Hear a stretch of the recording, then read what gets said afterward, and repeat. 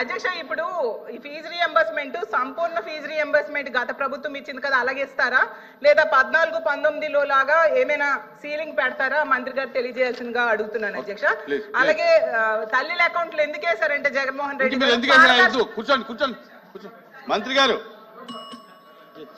అధ్యక్ష, On behalf of Chief Minister, I beg to move that the Andhra Pradesh Prevention of Dangerous Activities of Bootleggers, Dacoits, Drug Offenders, Gundas, Immoral Traffic Offenders and Land Grabbers Amendment Bill 2024 be taken into consideration. Motion moved. అధ్యక్ష, PD act కి సంబంధించిన bill అధ్యక్ష సుమారుగా 1986 ఈ చట్టాన్ని సవరించుటకు ఈ రోజు ఈ బిల్ ఇక్కడికి రావటం అనేది అసెంబ్లీలో ఆమోదం పొంది ఈ రోజు మండలి ఆమోదానికి ఈ బిల్ ఇక్కడికి రావటం అనేది చాలా సంతోషంగా ఉంది అధ్యక్ష.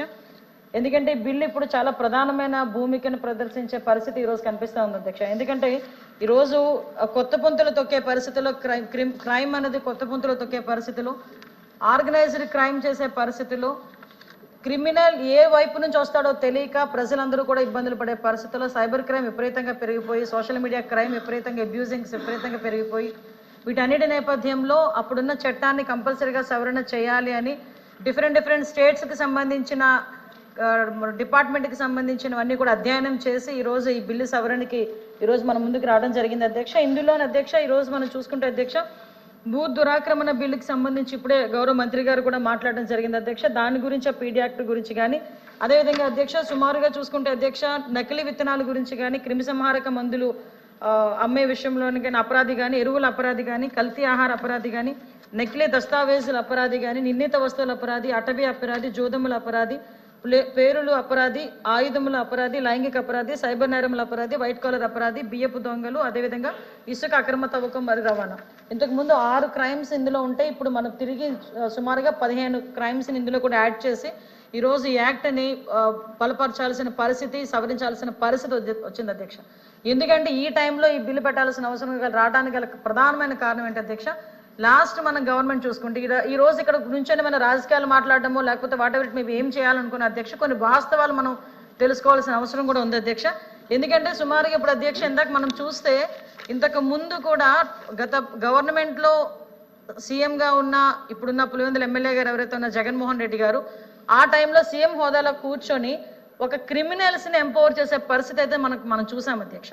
ఎందుకు ఈ మాట చెప్తున్నానంటే అధ్యక్ష, ఈరోజు క్రిమినల్స్ని ఎంత మేరకు ఎంపవర్ చేశారంటే ఒక సోషల్ మీడియా వేదికగా కావచ్చు, ఆఖరికి ఎవరైనా ప్రభుత్వానికి వ్యతిరేకంగా ఒక మాట మాట్లాడినా, ప్రభుత్వానికి వ్యతిరేకంగా ఒక పోస్ట్ చేసినా, ప్రభుత్వానికి వ్యతిరేకంగా ఒక ధర్నా అనుకున్నా, ప్రభుత్వానికి వ్యతిరేకంగా ఒక నిరసన అనుకున్నా కూడా భావస్వేచ్ఛా ప్రకటన అనే ఒకే ఒక పదంతో గౌరవ చంద్రబాబు నాయుడు గారు, ఇప్పుడు మన ముఖ్యమంత్రి గౌరవ చంద్రబాబు నాయుడు గారి మీద రాళ్ళు విసరటం కానీ, గౌరవ చంద్రబాబు నాయుడు గారి ఇంటికి తాడులు కట్టడం కానీ, ప్రెస్లోని ఒక సభ్యుడు ఒక తెలుగుదేశం పార్టీ కార్యకర్త ఒక మాట మాట్లాడితే దానికి భావస్వేచ్ఛ ప్రకటన అని చెప్పి సాక్షాత్తు అప్పుడు సీఎంగా ఉన్న జగన్మోహన్ రెడ్డి గారు బయటకు వచ్చి మనోభావాలు దెబ్బతిన్నాయి కాబట్టి పార్టీ ఆఫీస్ మీద దాడి చేశామని చెప్పడం కానీ, ఇవన్నీ ఒకసారి డాట్స్ అన్నింటినీ కనెక్ట్ చేసుకుంటే అధ్యక్ష లిటరల్గా సీఎం హోదాలో కూర్చొని ఒక క్రిమినల్స్ని ఎంపవర్ చేసే పరిస్థితి వచ్చింది అధ్యక్ష.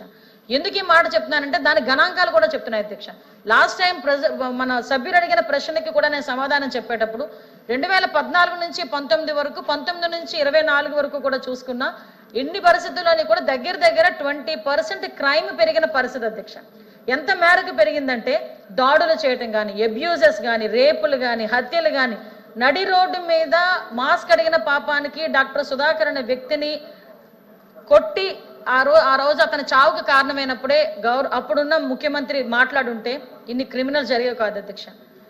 అదేవిధంగా శిరోముండనం అంటే ఇసుక అక్రమ రవాణా గురించి మాట్లాడినప్పుడు ఆ శిరోముండనం చేసినప్పుడే ఆ రోజు మాట్లాడుంటే ఇన్ని జరిగేవి కాదు అధ్యక్ష. గాంజా ఎన్ని పెరిగిపోయినాయి అధ్యక్ష. గాంజాయి విషయంకి వచ్చేసరికి అధ్యక్ష గాంజాయి నిర్మూలించే పరిస్థితులు, ఎందుకంటే మీకు చెప్పాలి అధ్యక్ష ఇలాంటి విషయాలన్నీ. గాంజాయి విపరీతంగా పెరిగిపోతుంది. గాంజాయి మత్తులోని అనేక రకాలైన క్రైములు చేస్తున్నారు, హత్యలు చేస్తున్నారు, అత్యాచారాలు చేస్తున్నారు అనుకునేటప్పుడు మొదట్లో మేము మాట్లాడేటప్పుడు కూడా తమరు కూడా చైర్ నుంచి కూడా అడిగారు అధ్యక్ష గాంజాయి నిర్మూలించే పరిస్థితి మీరు ఇమీడియట్గా తీసుకోండి అమ్మా అని చెప్పి. అంటే అప్పుడు గాంజాయి అంత పెరిగిపోతున్న అధ్యక్ష ఒక సీఎం స్థాయిలో కూర్చొని ఒక్కరోజు కూడా గాంజాయి నిర్మూలనకి రివ్యూ పెట్టిన పరిస్థితి కూడా మనకు కనిపించింది అధ్యక్ష. ఇటువంటి పరిస్థితులు ఒక ఎత్తు అయితే అధ్యక్ష, ఒక పక్క నుంచి ఎక్కడైనా ఒక అమ్మాయికి అన్యాయం జరిగింది, ఒక అమ్మాయిని నడి రోడ్డు మీద రమ్య అనే అమ్మాయిని స్వతంత్ర దినోత్సవం రోజు పొడిచి చంపించిన రోజు కూడా బయటకు వచ్చి ముఖ్యమంత్రి హోదాలో ఒక వ్యక్తి మాట్లాడకపోవటం అన్నది ఆ రోజు ఆ ప్రజలు చేసుకున్న దౌర్భాగ్యంగా మనం భావించాలి అధ్యక్ష. దాని పర్యవసానం ఏదంటే అధ్యక్ష, లాటరల్ గా వస్తూనే ఉంది అధ్యక్ష. ఈ రోజు పరిస్థితి చూస్తే ఆ రోజు అమరావతి మహిళా రైతుల గురించి కానీ ఎంత దారుణం అంటే, ఈ ఒక డిజిటల్ కార్పొరేషన్ అనేది ఒక ఏర్పాటు చేసి ఆర్గనైజ్డ్ క్రైమ్ అని మేము ఎందుకు చెప్తున్నాం అంటే, ఒక డిజిటల్ కార్పొరేషన్ అనేది ప్రభుత్వం ఏర్పాటు చేసి దాని నుంచి 140 మందికి సుమారుగా 140 మంది పైగా ఉద్యోగాలు ఇచ్చి, వాళ్ళ ఉద్యోగాలు అంటే ఏమిటో తెలుసా అధ్యక్ష, కోర్టులు ఏమైనా వ్యతిరేకంగా మాట్లాడితే మాకు కోర్టా, మేము మాట్లాడొచ్చా మాట్లాడకూడదు అవన్నీ అనవసరం అధ్యక్ష.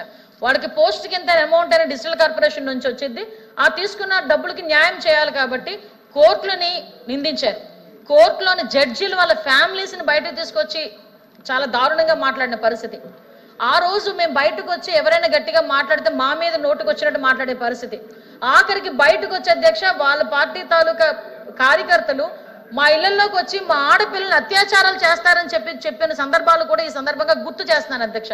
ఎందుకంటే ఈ రోజు ఒక మహిళగా రాజకీయాల్లోకి రావాలంటేనే మహిళలు అన్న వాళ్ళు చాలా దమ్ము ఉండాలి. నెక్స్ట్ ఇంకోటి ఏంటంటే కట్స్, అది నా ఉద్దేశం దమ్ము అంటే వేరేది కాదు అధ్యక్ష, కట్స్ ఉండాలి. అట్ ద సేమ్ టైం ధైర్యం ఉండాలి. బయట ప్రపంచం ఏదైనా ఒక మాట మాట్లాడితే తట్టుకునే కెపాసిటీ ఉండాలి అధ్యక్ష. ఎంత తట్టుకుంటున్నాం కదా అని చెప్పి మా ఇళ్లలో ఆడపిల్లల గురించి మా గురించి ఫోటోలు మార్పు చేసి ఇష్టానుసారంగా పెట్టిన రోజు నేను ఇంచుమించుగా కొన్ని పదుల సంఖ్యలో నేను తీసుకెళ్లి కంప్లైంట్లు ఇచ్చిన పరిస్థితి ఉంది అధ్యక్ష. వాళ్ళ మీద కేసులు కట్టారో లేదో నాకు తెలియదు, కానీ మా మీద అయితే పదుల సంఖ్యలో కేసులు ఉన్న సంగతి మాకు తెలుసు అధ్యక్ష.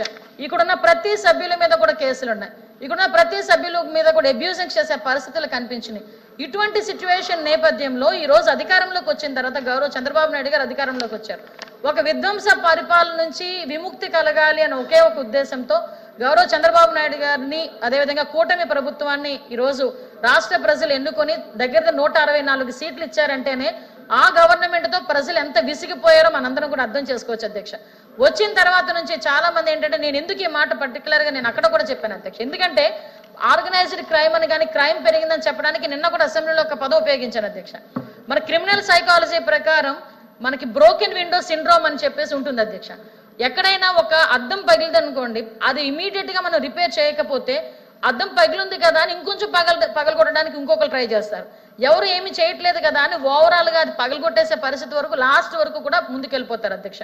అంటే ఏంటంటే సిస్టమ్ మీద ఒక గ్రిప్ లేకపోయినా, సిస్టమ్ ని స్టిమ్యులేట్ చేయాలి అన్న ఆలోచన ప్రజాప్రతినిధులకి లేకపోయినా ఆ క్రైమ్ అనేది ఎంత మేరకు పెరుగుతుందని చెప్పడానికి ఇది ఒక ఎగ్జాంపుల్ కింద క్రిమినల్ సైకాలజీలో ఉంటుంది అధ్యక్ష. దాన్ని ఇక్కడ నేను కోట్ చేస్తున్నాను అధ్యక్ష.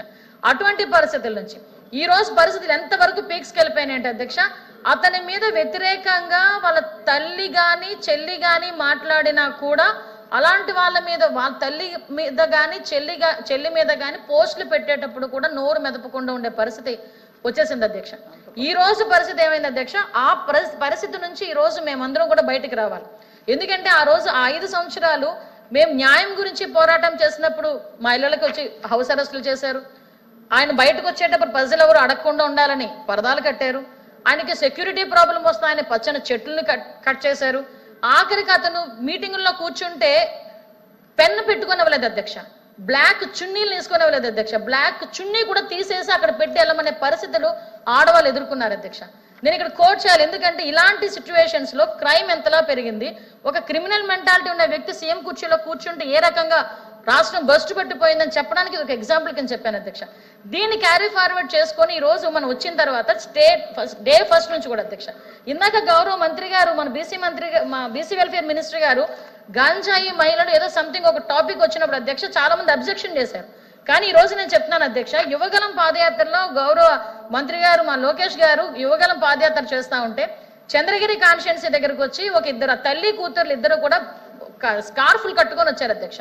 ఎందుకమ్మా ఏంటంటే ఏడుస్తున్నారు, ఏంటో కనుక్కోండి, ఏమైనా ఇబ్బంది ఏమో అని కనుక్కొని అడిగితే అధ్యక్ష, తల్లి వాళ్ళ కూతురు గురించి 10వ తరగతి చదువుతున్న కూతురు గురించి కంప్లైంట్ ఇవ్వడానికి, కంప్లైంట్ కాదండి, నా కూతుర్ని రక్షించండి, ఏదో ఒక డి అడిక్షన్ సెంటర్లో జాయిన్ చేయండి, నా కూతురు గంజాయికి అలవాటు చేసేసారో నా కూతుర్ని అని చెప్పి అప్పుడు వచ్చి మాట్లాడిన తర్వాత ఆ నేపథ్యంలో ఆ అమ్మాయిని ఇమీడియట్గా ఎలాగ మనం రెస్క్యూ చేయాలి, అమ్మాయిని ఎలాగ మనం రక్షించుకోవాలన్న కాన్సెప్ట్ ఒక పక్కన మనం చేసుకుంటే ఫర్దర్గా మనం వచ్చిన తర్వాత గంజాయి నిర్మూలించాలని ఆ రోజే మేము అనుకున్నాం అధ్యక్ష.